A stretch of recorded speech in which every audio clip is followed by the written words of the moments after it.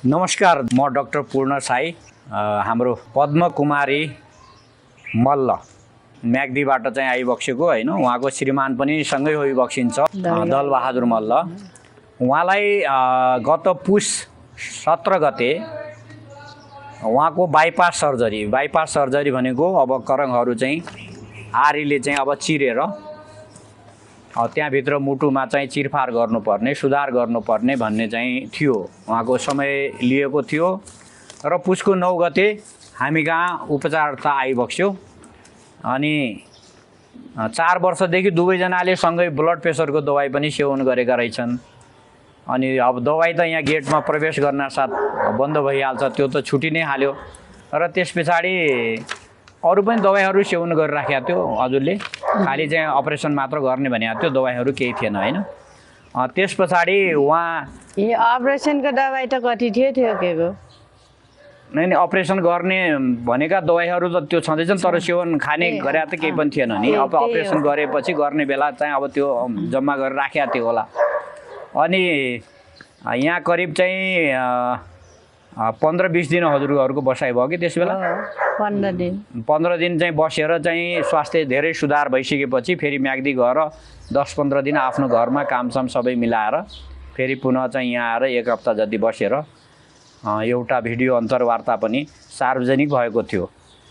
अनि उहाँको त्यो पुसको 17 गते बाइपास सर्जरी होइन, जिउै सिरिङ्ग हुन्छ त्यो, अब करङहरू चाहिँ चिरेर चाहिँ छातीमा त्यसरी चाहिँ अपरेसन गर्ने भनेपछि, मुटुलाई चाहिँ अब काट्ने भनेपछि होइन। आज चाहिँ पुसको 17 गते, माघ, फागुन, चैत, वैशाखको 17 गते पनि गइसक्यो। त्यो डेट चाहिँ समय बितेको 4 महिना पुरा भइसक्यो। उहाँ स्वस्थ होइबक्सिन्छ। अनि त माथि चाहिँ अब गाउँमा हो चाहिँ उकाला ओह्रालाहरू उहाँ चाहिँ अब करिब चाहिँ अब 3 महिनादेखि आफ्नै गाउँमा काम गर्ने, खेतीपाती गर्ने, घाँसपातहरू पनि चाहिँ गर्ने, रुखहरू पनि चढ्ने पनि गरेर आइबक्स्यो होइन। अब यहाँ पनि बसेको बेला 15 दिनमा पनि उहाँ 5 किलोमिटर चाहिँ हिँड्न सक्ने भएर चाहिँ मात्र हामीले पठाएका हौँ। यहाँ पनि यो मण्डीघाटार, यो चाहिँ अहिले सुकेदाराबाट भित्र मण्डी, यो चाहिँ भङ्गालतिर जाने बाटोमा पर्छ। आधा किलोमिटर जति ट्राफिक प्रहरी बिटबाट यो भित्रपट्टि पर्छ। यहाँ मण्डीघाटारको उकालोहरू छ, सामान्य मान्छे पनि चढ्न गाह्रो हुन्छ। त्यहाँ तल माथि 5 राउन्ड गर्ने भएर बल्ल चाहिँ पठाएका थियौँ। र गाउँ गएर आफूले पनि उहाँ आफ्नो चेक गरेर हेरिबक्स्यो। त्यहाँ हाम्रो रुख पनि चढिन्थ्यो पहिला भने, रुखहरू चढेर घाँसपात गरेर पनि हेरिबक्स्यो। सबै कुरा सहज भयो। र अहिले पुनः चाहिँ उहाँलाई अलिकति छातीमा यसो पोलियो जस्तो चाहिँ भएको रहेछ। अब यो चाहिँ अस्पतालको चाहिँ रिपोर्ट छ अहिलेको होइन, यो इसिजीको रिपोर्ट छ। इसिजीको रिपोर्टमा यो लेफ्ट भेन्ट्रिकल इजेक्सन फ्र्याक्सन, यसमा चाहिँ इकोकार्डियोग्रामद्वारा चेक गर्ने हो त्यो। अब अरू पनि चाहिँ हुन्छन्, अल्ट्रासाउन्ड, अब एमआरआई, सिटी स्क्यानहरूको पनि प्रयोग हुन्छ। तर यहाँ चाहिँ अब इसिजी गरिएको छ। त्यसमा इसिजीको रिपोर्टमा 50 to 70%, 50 देखि 70% छ भने त्यसलाई सामान्य अवस्थामा मुटुले चाहिँ राम्रै काम गरिएको मानिन्छ।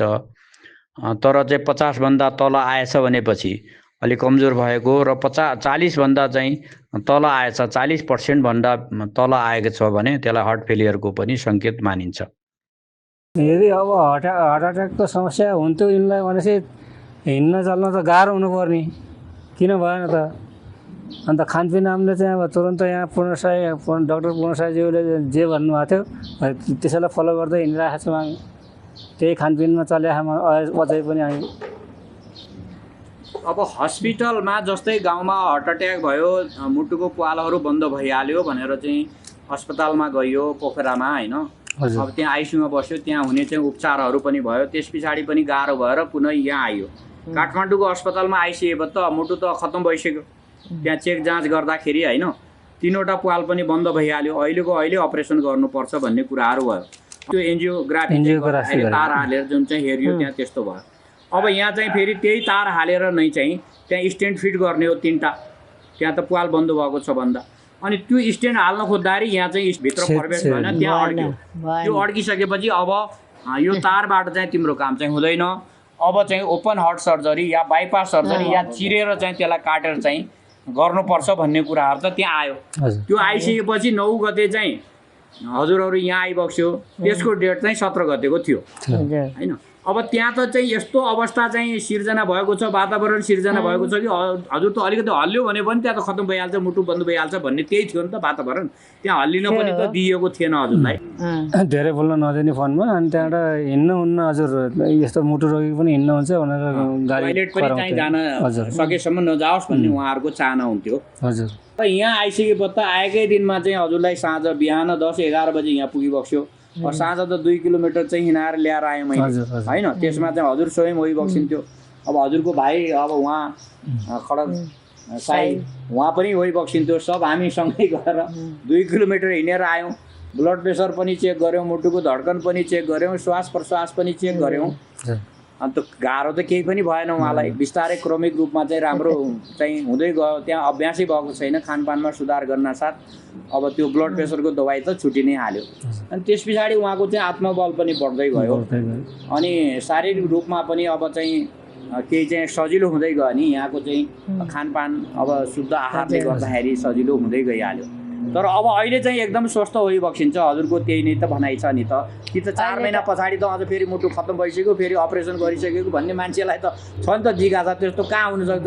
त्यत्रो चाहिँ मुटुको अपरेसन बाइपास सर्जरी गर्ने भने मान्छे अनि त्यहाँबाट चाहिँ घर गएर त्यो टिक्यो होला त भन्ने छ नि त सबैको जिज्ञासा स्वाभाविक रूपमा। अझै पनि चाहिँ गाउँको मान्छेले त अझै पनि पताउँदैनन्। उनीहरू त भन्छन् कि यसलाई त अल्ट्रासाउन्डै गर्नुपर्छ भन्ने पक्षमा छन् अझै पनि। तर हामीले देखाउनु पर्ने छ कि अब हामीले बिना अपरेसन हामी चाहिँ धेरै बाँध्नु पर्यो। बिना अपरेसन सजिलै ठिक हुन सक्छ भन्ने कुरा यो चाहिँ जनमानसमा यो सन्देश जाओस् भन्ने हजुरहरूको पनि चाहना छ। बिना अपरेसनमा अब हामी स्वस्थ भएर देखाम। अब सँगसँगै अब स्टेन हालेको कति कस्तो हुन्छ। मैले त अब खानपिन त अब लापरवाही गर्ने कुरो आएन। अलिअलि खाए पनि अलिअलि त मैले त धेरै आफ्नो लागि सुधारमा आइराखेँ। अब पनि म सुधारमै बस्छु। अनि त अरूले फेरि मैले स्टेन हाले, दबाई खाएँ, मैले यो खान्छु त्यो खान्छु, तैँले यस्तो खान्नेस् भने पनि आफ्नो लागि त आफै सचेत भएर हिँड्न पर्यो सबै। यहाँ आएको बिरामीले सबैले त्यसै गर्न पर्यो क्या। मैले जति होइन सबैले। अब अरूले मैले त यस्तो दबाई नि खान्छु यस्तो नि खान्छु भनेर देखाएर खाएर आफू लोभिन भएन। आफ्नो लागि आफ्नो सुरक्षा लागि आफै भइए त। तिनीहरूले त्यो दबाईमा पैसा नि हाल्नु नि, त्यो धेरै खानपिनमा नि हाल्नु नि, ठिकै छ हामीलाई यही ठिकै छ। त्यस्तै स्वस्थ छ हामी भन्नेमा आदेन छ हाम्रो हृदयमा। कस्तो राम्रो कुरा। सबैको जिज्ञासा छ नि त। सबैलाई स्वाभाविक रूपमा त्यस्तो बाइपास सर्जरी गर्न लागे मान्छे अब अहिले 4 महिना भइसक्यो। अब घर गएर पक्कै पनि चाहिँ अपरेसन गरिसक्यो होला नि भित्रभित्रै भन्ने त लाग्छ नि त। अहिले 4 महिना यहाँ आएको त 4.5 महिना भइसक्यो। तर चाहिँ अपरेसनको डेट चाहिँ 17 गते हो। यहाँ त 9 गते 8 दिन अगाडि आए पनि डेट चाहिँ समय दिएको 17 गते थियो। 17 गतेको हिसाबले पनि आज 17 गते 4 महिना त पुरा भइसक्यो। आज त 28 गते भयो। न 4 महिना अझ चाहिँ 7-8 दिन त बढी नै भइसक्यो। त्यही भएको हुनाले सजिलै हामी आफ्नो जीवनशैली आफ्नो आहार विहारमा सुधार गर्न साथ यस्तो जटिल नाउँ दिएको समस्याबाट पनि राहत पाउन सक्छौँ भन्ने यो एउटा जोरदार सन्देश हामी सबैको तर्फबाट यो 16 लाख प्रयोगको तर्फबाट दिन चाहन्छ। अनि उहाँको साथमा अर्को साक्षी जो चाहिँ सुरुवातबाटै उहाँको अपरेसन नहोस् र बिना अपरेसनकै मेरो दिदीको चाहिँ यो समस्या हटिदिएको भए हुन्थ्यो भन्ने हरेक कुराहरू भनौँ न त्यहाँ सबैलाई कन्भिन्स गर्नु छ। सबैले चाहिँ त्यस्तो चाहिँ अपरेसन गर्नुपर्ने मान्छेलाई अब अन्त चाहिँ कहाँ लैजान लागिस् भनेर त्यहाँ चाहिँ विभिन्न बाधा अडचन रुकावटहरू छन् होइन। त्यो सम्झाउन बुझाउनको लागि उहाँहरूको पछाडि पनि कोही छैन नि, साथमा हिँडिदिनु पनि चाहिँ अब ठुलो कुरा थियो। उहाँ पनि चाहिँ केही कुराहरू उहाँले पनि बोलिबक्सिन्छ।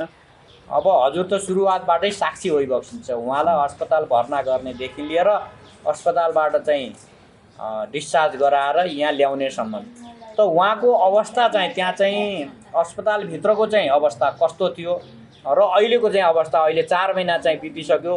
त्यो अपरेसनको चाहिँ डेट चाहिँ चुकेको पनि होइन। त्यो एक्ज्याक्टली त्यहाँको सिनारियो कस्तो थियो भनिदिनु बस्नुहोस् न। उहाँ हस्पिटलमा चाहिँ भर्ना भएर स्टेन्ट चाहिँ हाल्न खोज्दाखेरि त्यहाँ चाहिँ अब त्यो तार चाहिँ यहाँ अड्क्यो। त्यस पछाडि अब चाहिँ बाइपास सर्जरी गर्नुपर्छ भनेको अवस्थामा उहाँको चाहिँ शारीरिक अवस्था कस्तो थियो चाहिँ हजुरको दिदीको? त्यसमा चाहिँ अब मैले देख्दाखेरिको मेरो नजरले देख्दाखेरि मेरो दिदीलाई चाहिँ त्यस्तो अपरेसन गर्नुपर्ने छैन भन्ने चाहिँ मैले नजरमा देखेँ। उहाँको हिनाइ बोलाइ तगडा थियो त्यतिखेर पनि मैले भेट्ने बेलामा। अब जब मैले चाहिँ अझै डक्टर साहबहरूलाई पनि सोधेकै हो अब अपरेसन गर्नुपर्छ र भनेर म 2 चोटि सोधेको मानव हो। अनि त्यसपछि सोध्दै पनि पर्नुपर्छ भनिसकेपछि मैले चाहिँ हस्पिटलमा छोडेर गएको थिएँ। अनि घरमा गएर अनि 2 दिनपछि त्यहाँबाट फेरि ल हामी त बाहिर सर्नु पऱ्यो, बाहिर बस्नु पऱ्यो, अब 17 गतेको के अरे अपरेसन छ भनेर यहाँ भिनाजुले भनिसकेपछि अनि मैले चाहिँ ल कहाँ गइसिन्छ त भनेर त्यहाँदेखि एक रात हामी भेट भइसकेपछि दिजुलाई त झन् फाइन भनिसिन्छ, झन् तगडा भइसिन्छ। अनि के त अनि यस्तो अब अपरेसन गर्नु पर्दैन भने धेरैले अब कराइसकेपछि अब एकदमै गाह्रो भयो। के गर्ने त अब दिदीलाई त अब अपरेसन गर्नु चाहिँ इच्छा छैन, भिनाजुको पनि इच्छा छैन, मैले हेर्दा भने तगडा भइसिन्छ। यो त कहाँबाट यो भरम भयो त? यो क्यामेराको भरम हो कि डक्टरले चाहिँ अब जस्तै हाम्रो चाहिँ अब पैसाका लागि हस्पिटलले चाहिँ पैसाको लागि चाहिँ भरम हो कि भन्ने चाहिँ मलाई पनि लागेको। अनि त्यसपछि गर्दै आउँदाखेरि हामीले जुन 3टा भल चाहिँ बन्द भएको छ भनेको उसलाई चाहिँ हामीले चाहिँ यो सोलो रियाक्टरमा ल्याएर हामी चाहिँ यहाँ आउँदाखेरि पनि हाम्रो भान्जी मेरो न्यातापातालाई सबैलाई सम्झाउनु पनि हामीलाई 1 दिन लाग्यो। 1 दिनभरि हामी चाहिँ 1 घन्टाको इन्टरभ्यू भनेर आएको हो, हामीले चाहिँ 1 दिनभरि लाग्यो। अनि उहाँहरूलाई पनि त अब ओहो त्यहाँ लगिसकेपछि त मेरो आमा मेरो दिदी बहिनी यस्तो राम्रो भयो भनेर त्यहाँबाट हौसला देला भन्दा त झन् अझै पनि तिमीहरू चाहिँ जाऊ चेक गर भने अझै पनि हस्पिटलमा जाऊ भनिरहेछन् होइन। आफ्नो प्रत्यक्ष आफ्नो अगाडि देख्दै पनि होइन मान्छेलाई विश्वास छैन। होइन चेक त गरेर आयो नि त, चेक त गर्दा रिपोर्टमा त चाहिँ अझ पनि त राम्रो छैन मुटुको अवस्था भनेर देखाएको छ। हो त, तर उहाँ त एकदमै स्वस्थ भइबक्सिन्छ, सामान्य स्वस्थ मान्छे भन्दा पनि स्वस्थ भइबक्सिन्छ, जसको मुटु नै काम नगर्ने भनेको अवस्थाको। त्यसलाई चाहिँ म डर मानेर पनि म त अब साथसाथमै म अहिले म्याग्दी पनि उहाँ दिजु भिनाजु म्याग्दी जाँदा म 1 महिना बसेर आएँ। उहाँको घर पुगेर उहाँको घरमै बसेँ, वहीँ घरमा बसेर हेरेँ दिदीको। हजुरको पुर्यौली घर पनि नजिकै हो। त्यो भएर अनि म त घरमै पनि गएर हेरेँ, यस्तो हो यस्तो रहेछ राम्रो भने। म त्यत्रो विश्वास दिलाउँदैन, मान्छेलाई विश्वास छैन हेर्छु होइन। विश्वास किन गर्दैन? तर आफूलाई जब पर्दैन तबसम्म विश्वास छैन। मैले भन्ने चाहिँ यो हो। अनि त्यसपछि हाम्रो सरकारले पनि के गरिदिएको छ, 1 लाखको सहुलियत दिने भनेको छ होइन। राज्यबाट त्यहाँ 1 लाखको बिना गर्ने भनेको छ। त्यो चाहिँ गलत छ के? त्यो देखेर मान्छेहरू आएर चेक गराइहाल्ने होइन, अनि अपरेसन गराइहाल्ने, अनि त्यो त आधा जीवन भइहाल्यो नि त। अपरेसन गर्दा बित्तिकै आधा जीवन भयो। त्यो के गरे हो भनेर त्यहाँबाट मैले चाहिँ हाम्रो देशमा चाहिँ एकदमै गाह्रो छ। अपकालमा मर्ने मान्छेहरू धेरै छन्, धेरै देखिसकेको छु होइन। म त धेरै भिडिसकेको छु, डक्टरहरूसँग पनि भिड्ने, यता पनि भिड्ने गर्दाखेरि अब मलाई त दिदीकै केसमा पनि मलाई त यस्तो अब महिलै बस्न नदिँदैन जस्तो भइसक्यो घरमा त। हस्पिटलमा डक्टरहरूले होइन भनेपछि अब पैसा लाख करोड सकिने, त्यो ज्यान पनि सकिने भएपछि कामै छैन। त्यसमा चाहिँ यो पैसा बढी लगानी गरेर त बाँच्छस् भनेर घर खेद्ने उर्ने मान्छे नि उर्ने गरेर कसै डाक्टर साहबले यस्तो काम नगर्दी बक्सेला भन्ने मेरो यही छ। कस्तो राम्रो कुरा आयो होइन, त्यत्रो ठुलो चाहिँ हो त नि, सम्पत्ति पनि हो त नि, बर्बाद भयो, आफ्नो ज्यान पनि जान सक्ने त्यस्तो जोखिमपूर्ण कति जोखिम छ। अब हाम्रो छोरा नाति हाम्रो बुहारीहरू सबै डक्टर नि आसी यही पराहन्, यिनीहरूले यही भनेर मलाई कति आँखा मारिराखेछन्। छोरा नातिहरूलाई सम्पत्ति त्यो नउराइदिउन् क्या, होइन भनेपछि त्यो उराउने उता आधा बनाएर छोड्ने। स्वस्थ भइन्छ नि खानेकुरा खाइया छ त, अनि खानेकुरा खानु होइन स्वस्थ भए पनि स्वस्थ गरेर खानु पर्यो। अहिले माछा मासु घिउ चिल्लो पदार्थ खोर्सानी पिरो टाँटो पिरो खाने होइन। यो त हामीले सादा जीवन। अब यस्तो नखा भन्दाखेरि सबै रिसाउँछन्। अब बिस्कुट दुधको चिया नखा भन्दा रिसाउँछन्। के नि त्यसले पछि आफैलाई असर गर्छ। ठिक छ। अब हजुरहरू चाहिँ त नि। उदाहरण देखियो भनेपछि अरूलाई पनि हजुर। त प्रेरणा मिल्छ नि। अब हजुर। विभिन्न क्रममा छन्। अब धेरै धेरै शुभकामना छ हजुरहरू। अब चाहिँ कस्तो स्वस्थ मात्र नभएर कति जवान भइबक्सिन्छ। 60 वर्ष उमेर कटिसकेको त दुवैजनाको भर्खर चाहिँ बिहा गरेका चाहिँ अब चाहिँ यस्तो मान्छे पनि अब चाहिँ मुटु खतम छ भनेपछि अरूको त के हालत होला त होइन।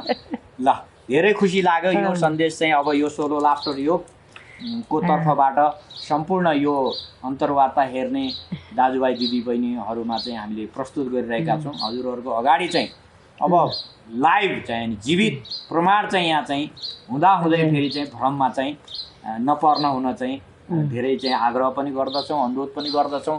र यो अन्तर्वार्ता हेर्ने सम्पूर्णले यसलाई चाहिँ अब धेरैभन्दा धेरै आफ्नो साथीभाइ आफ्नो चाहिँ आफन्तहरूका पुर्याउने पनि चाहिँ काम गरिदिनु हुन पनि अनुरोध गर्दछौँ।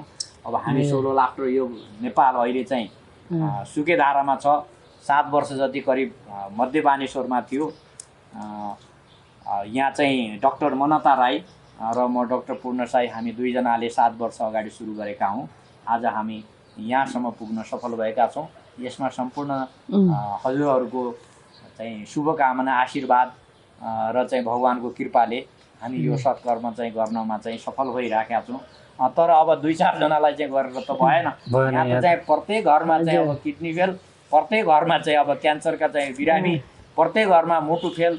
अब यस्तो खतरनाक चाहिँ खेल चलिरहेको बेला सबैले चाहिँ सचेत हुन चाहिँ जरुरी छ। र हाम्रा तमाम चाहिँ अरू पनि यसरी चाहिँ ठिक भएर गएका अन्तर्वार्ताहरू चाहिँ विभिन्न मिडियामा चाहिँ त्यहाँ चाहिँ अब प्रस्तुत छन् होइन।